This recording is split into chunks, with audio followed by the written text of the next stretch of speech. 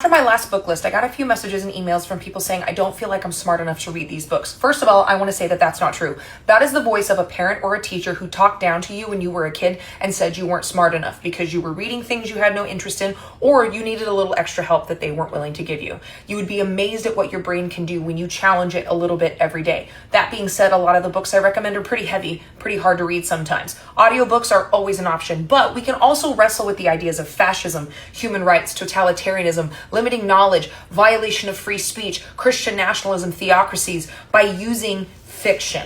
And this is my favorite fiction reading list for what we're seeing in the world today. 1984 by George Orwell. Fahrenheit 451 by Ray Bradbury. Handmaid's Tale by Margaret Atwood. I don't have to explain that one. Clockwork Orange by Anthony Burgess. The Plot Against America by Philip Roth. The Trial by Franz Khalifa.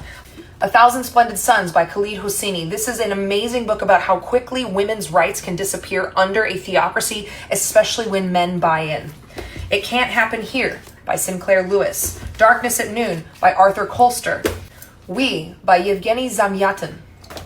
A Brave New World by Aldous Huxley. And The Crucible by Arthur Miller. Now, this is technically a play. It's a dramatization of the witch trials as a critique of Joseph McCarthy's persecution of communists in the 1950s for control, his own power, and benefit.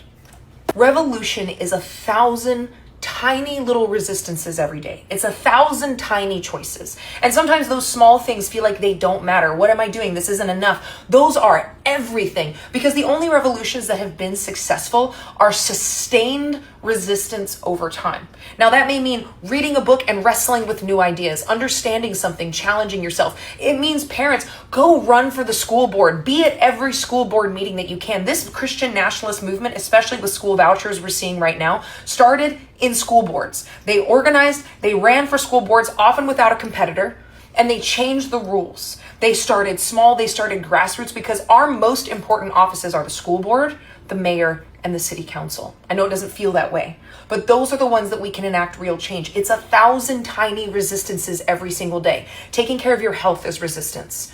Learning is resistance. Reading a book, building a library is resistance. We can choose to do those little things every single day and show up for ourselves, for our neighbors, for people we love, because we have to remember this is not a left and right issue. This is a top and bottom issue. There's a lot of pitting against us, but at the baseline, there are people above us who want more power and more money they don't need.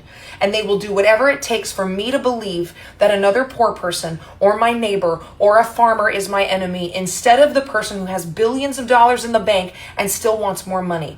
Your resistance, no matter how small, matters.